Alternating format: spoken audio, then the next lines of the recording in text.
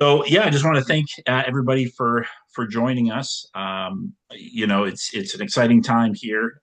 We've got I think I just sent out an email, something like 40 hours. What was it until we get started with the convention? And I wanted to give folks an opportunity. Obviously, a number of us have been going around to different county committees to meet people, to kind of explain why we're running, what we hope to do, and I'm looking forward to being able to offer that to folks who either if we couldn't make it out or you couldn't make it out, and give folks a chance to kind of talk about what we want to do, what we want to do together, how we want to move the party forward. So I'll start. Obviously, folks know I'm Paul Dame. I'm the current state party chair.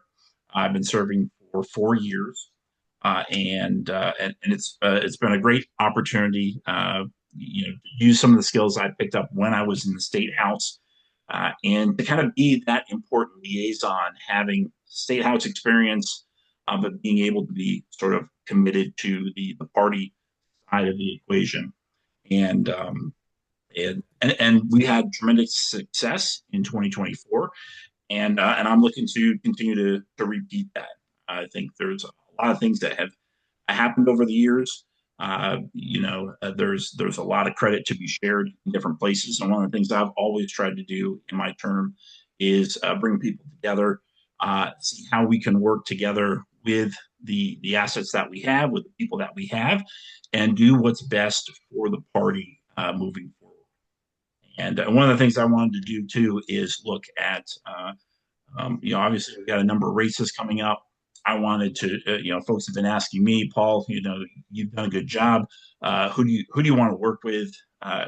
Who's going to be a real asset to you? And so I wanted to put out the email I did this morning, endorsing a number of other people, and give them a chance as well to talk about what they want to bring to the table.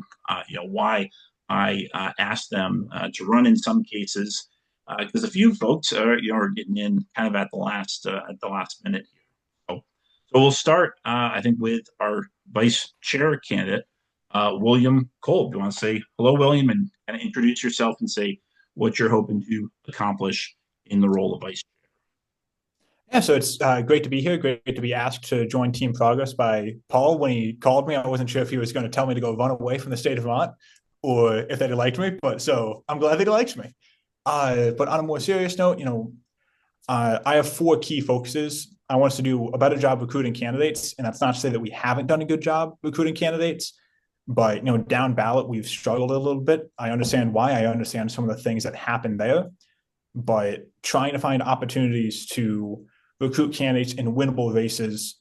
And even if it's not a Republican, I would love to see conservatives, moderates across the board, people that will go through and stand up for Vermonters all across the state and do what's best for us.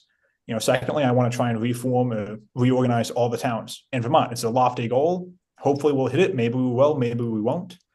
But do that, help build some more of that infrastructure. So in years to come, we have more people that are waiting in the wings, and it's not, hey, do you know anyone that wants to be chair? Do you know anyone that wants to be an at-large delegate? Paul, I'm sure we'll talk about that with candidate recruitment, but that applies at the state level as well.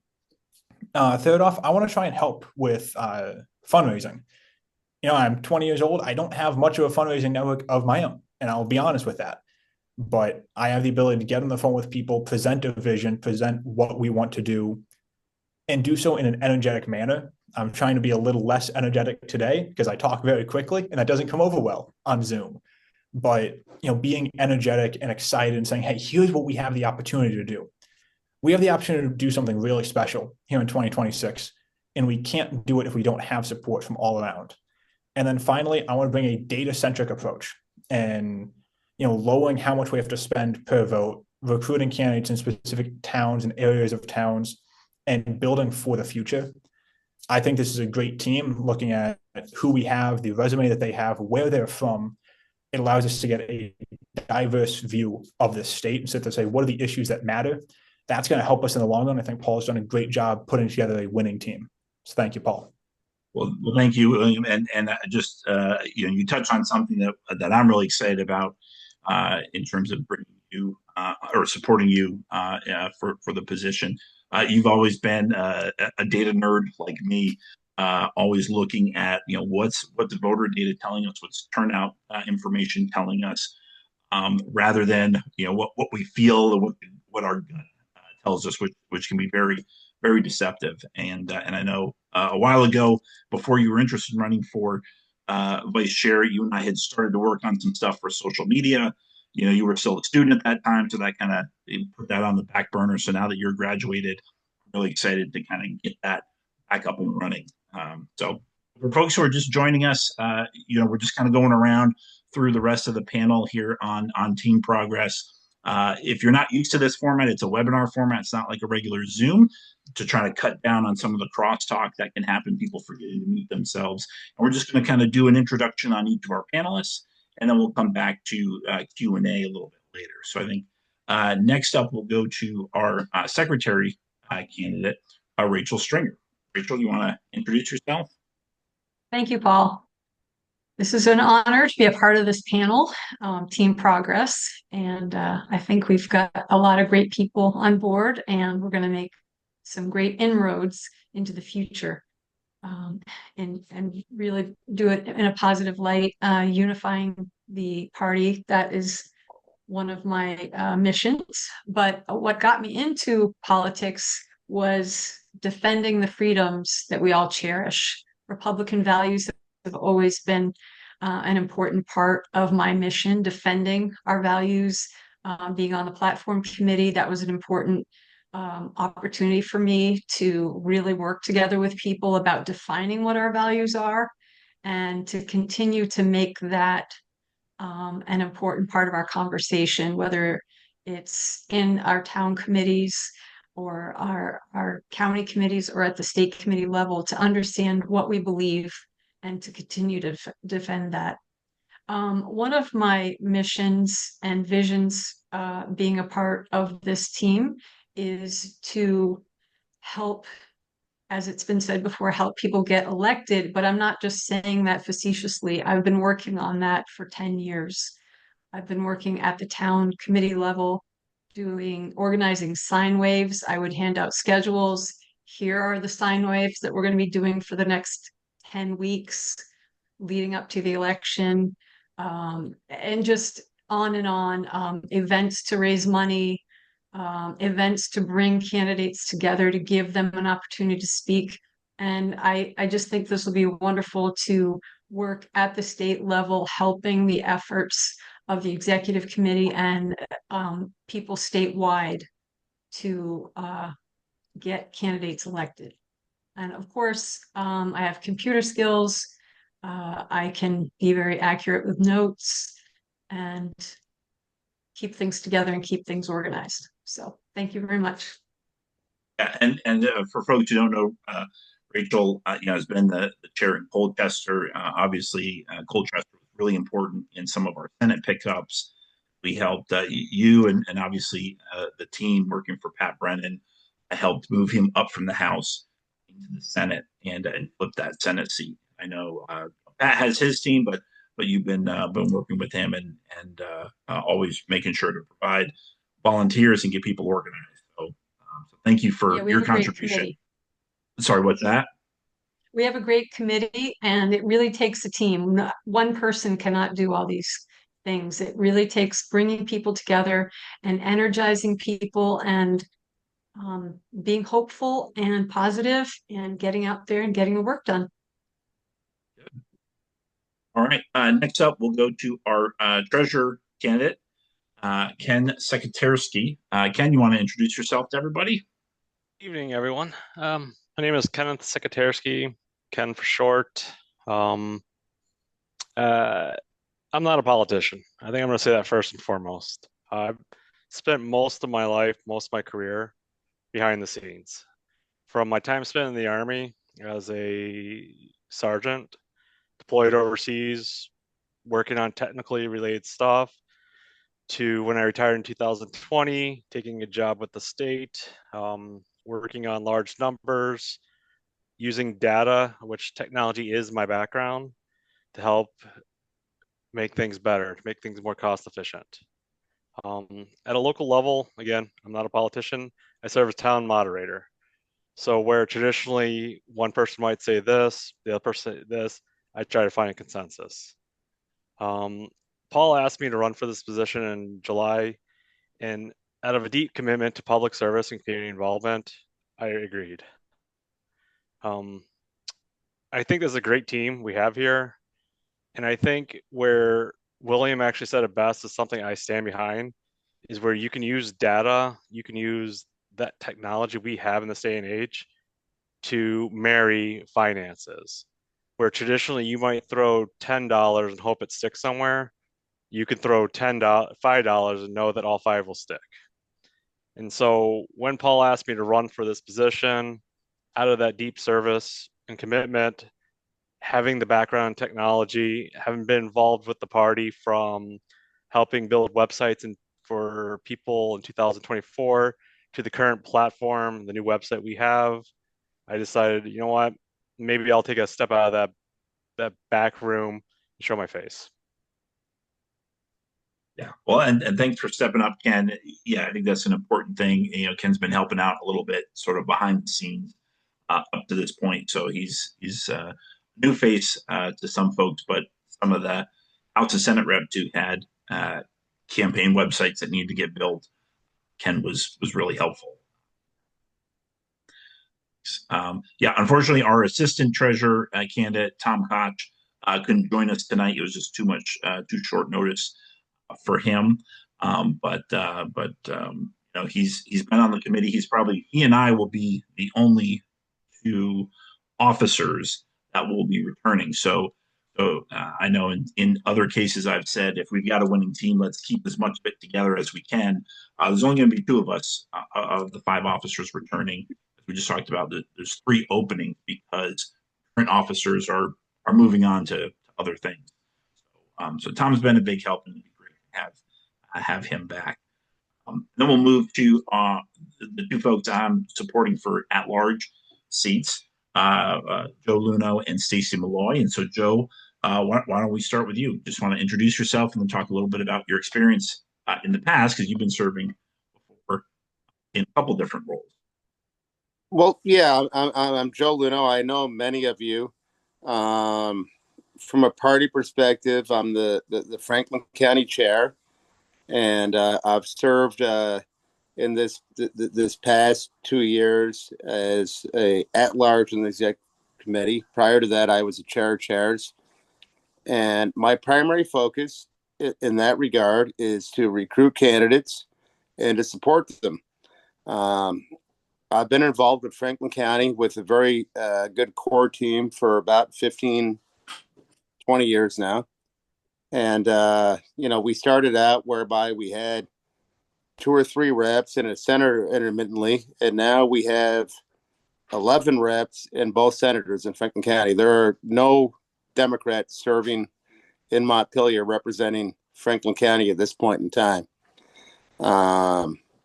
And I didn't do that personally, but I was involved in it, and there's a lot of hard work that goes into it.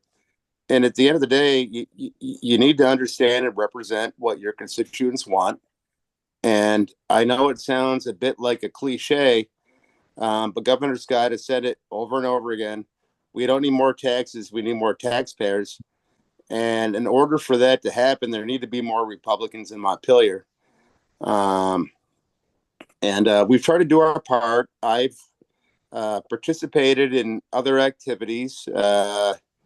There was a couple of election cycles ago. Mike and Lee Morgan were able to do something that only happened once before in Vermont history, whereby a sitting speaker was voted out of office. And myself and a couple others had a hand in that. And I would say to anyone here, there are going to be winners and losers on Saturday, but at the end of the day, we're all on the same team, and we need to understand that the folks that we're really working toward, where a different perspective needs to be represented in Montpelier, are not one faction or the other of this party, which is clearly the case, and that's human nature. But it's really the Democrats and progressives, and they're really there's a very, very, very heavy progressive influence within the Democratic Party here in the state of Vermont, more so than in almost any other state. I think that Harris had a higher vote percentage in Vermont than in any other state. So we need to understand and acknowledge that, and just work toward what gains we had in 2024 and build on that. We're very close to an opportunity for a majority in the Senate, an outright majority. Only got to flip 2 seats and hold lieutenant governor's spot. And in the House, we can pick up a few and make some noise. And that's without speaking about the federal issues. So I'm also willing to roll my sleeves up. We had an office we weren't using, and Paul and maybe some other callers can attest to. I was involved in closing that for the party, and the savings between now and the election cycle is probably the equivalent to fully funding a couple of House races. So I'm a team player, and I hope to continue being a member of the team. Thanks, Joe. Good. And then we'll move on to our last panelist here, Stacey Malloy for At Large. Meanwhile, if folks have questions, feel free to put them into the Q&A chat, and then we'll kind of open this up in a few minutes. But go ahead, Stacey Malloy. Hi, everybody. Paul, thank you. I'm honored to be part of this endorsed panel of people. I live in the village of Perkinsville, and I'm a member of our town committee. I'm a member of our county committee. I'm the secretary and an alternate delegate. I have been recently elected to the president position of the Federation of Republican Women for Vermont, and I have served for the Rules Committee and as a delegate at the National Convention for the RNC. So that all those things coupled with the at-large delegate position, I feel gives me a good sense of not just being in a role of the county or just perhaps a town position. I can say very confidently, due to my husband's past 2 Senate campaigns, that I have a lot of miles under my belt on what happens in the north of the state, the south of the state, east and west, and I have created a lot of relationships. And with that, I can connect people. I can connect resources. I can help spread what needs to get spread around the state. I can see it. I plan on continuing to see it with the role for the Republican Women's Party. So I really am excited about this position. I'm really excited about connecting people for the party to work together. I also have seen when the party doesn't work so well together, and I don't want that to be the case at all. We need to connect, unify, work together, continue the great gains that we had in 2024 till 2026. And I'd love to see Vermont go from purple to just super beautiful red. So thank you for your consideration. And I want to just kind of emphasize something that you mentioned there, Stacey, because I've thought of myself the same way. It's about connecting people, and really the endeavor of politics is building relationships to accomplish common goals. And that's one of the things. Again, there's a lot of great candidates, running, and I think we're all happy to work with many of those great people. But the thing, that I'm really excited about with all these folks is we've had a connection. I've had a connection with many of you before, and I know that you guys are people connectors like me, and I think that's what we're going to need to do moving forward into 2026 is build this network, work together, have everybody pushing forward in the same direction to keep moving with the progress we've made. We didn't get where we wanted in 2024, but we gained a lot of ground, more ground than we have in many years. Keep It just means building a bigger coalition, broadening that furthermore. So we got a little bit less than 10 minutes left. So if anybody's got a question, you can put it into the Q&A card. Happy to answer any questions there. But while we're waiting for that to show up, is there anything else, from our other panelists or other candidates, things you want to add, maybe that you heard from other folks? Yeah, Joe? Well, Paul, I would just like to again encourage Brooke to bring a top hat to the reorg. Yes. I'll second that. Yeah. Well, luckily, the reorg. I just sent out an email. We're actually sold out for lunch, so we're at capacity there, and we've had pretty strong registration, even on the non-lunch. So we're gonna bring in more revenue for this event than we do for our usual quarterly meeting. So that'll be good for the party's bottom line as well. So, all right. Well, I don't see any Q&As, and no one's raising their hands. So we're all very busy people with a lot of stuff to do. All right, here's a couple. So I think I saw Steve Thompson. Hold on just a second. We'll bring you up on the stage here and give you a chance to ask your question. Yeah, Steve. Hey, I've got something that was at me. Thank you for coming down Saturday. You guys answering questions for us. I really appreciate that. One thing that I didn't get into, and it wasn't, and I'm not trying to dig at a wound. I'm trying to understand budget. So this year you had a budget, and I forget when the first meeting was, January maybe, and Yep. then we had a budget that was laid out, and then in March or May, I get the M's mixed up. We had a plan, and we talked about possibly doing a executive director in that, and that didn't happen. But then we appointed a person for finance chair, and they had a lot of plans, but things didn't happen. And what I'd like to know is, in your opinion, your words, what happened? Why didn't that stuff happen? Yeah, that's a good question. Yeah, we brought Zach in as finance chair. I think in February, I met him for the first time when we had our event, with the governor and lieutenant governor, kind of our celebration, kind of a belated election night celebration. So I met him there. We started talking. I brought him on as finance chair a little bit later, and um, uh, I think that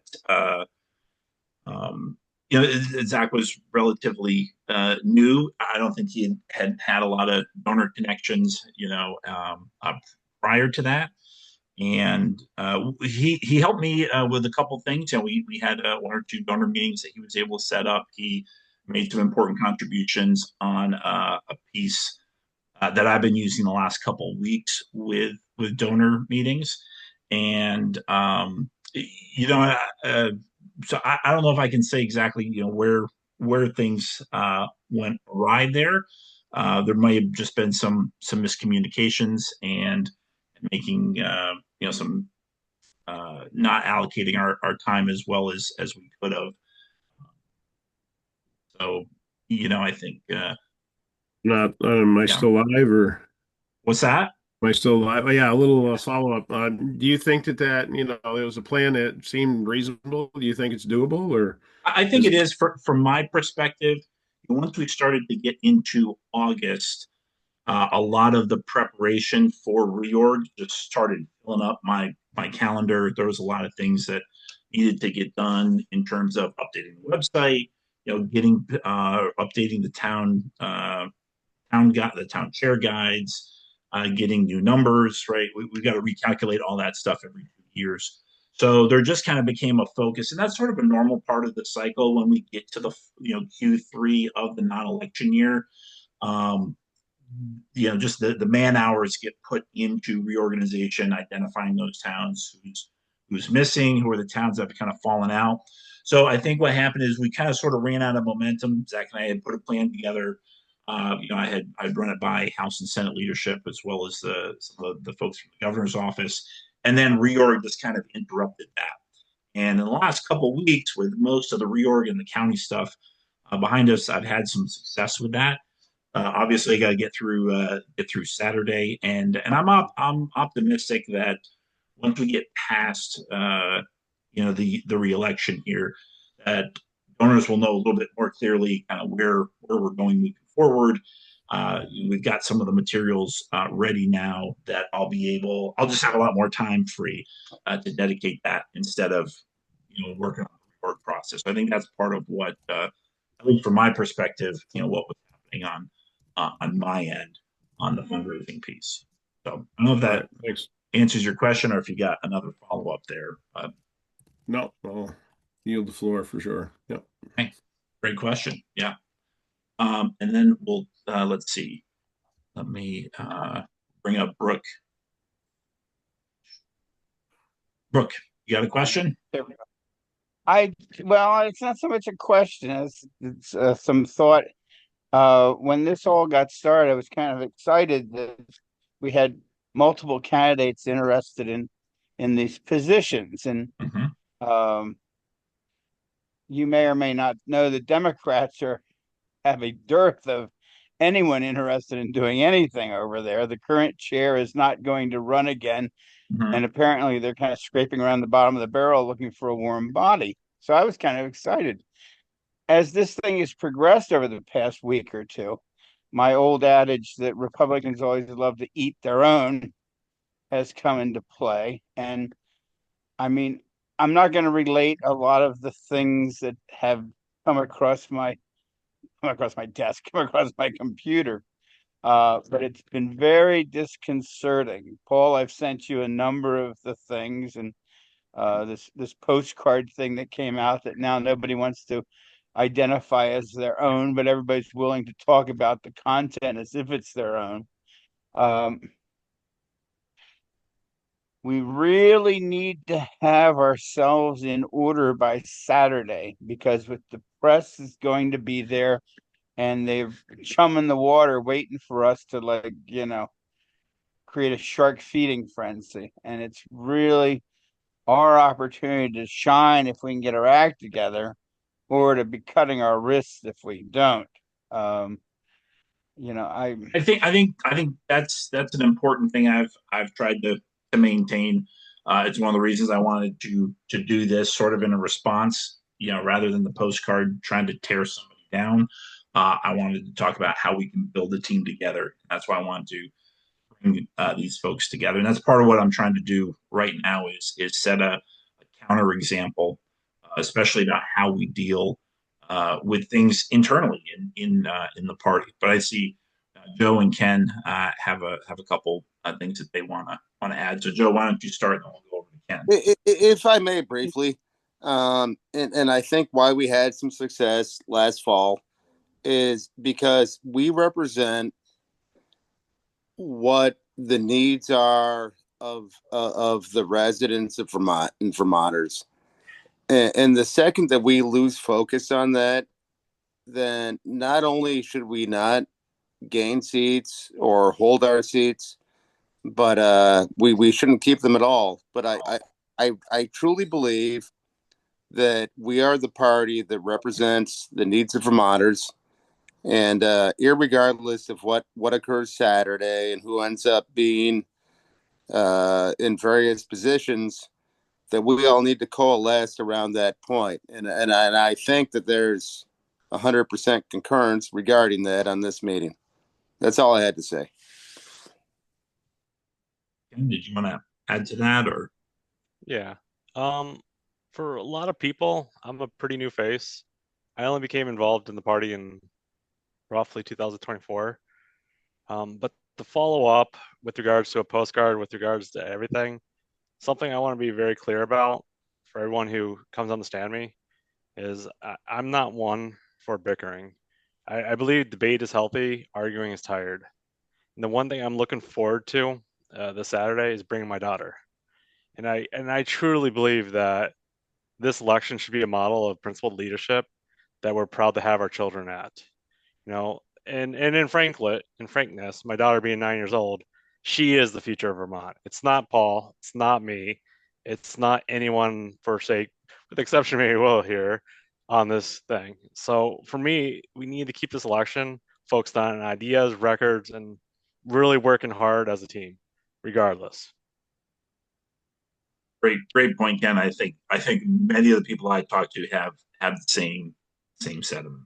Oh, Yeah, Brooke. yeah. Can I ask you to just, in plain spoken words, address what your principal opponent has claimed that you've said, as far as the thing about us being cowards or folks that are, Yeah. and just get it out of the way. Fair enough. Yeah, I put out an email earlier today just to clarify, what I think the folks who put out a postcard and don't put any kind of disclaimer about where it's coming from, that's who I was calling cowards. I think it's fine to disagree. It's fine to have concerns, voice concerns, but if you think they're legitimate, you ought to be able and willing to put your name behind it.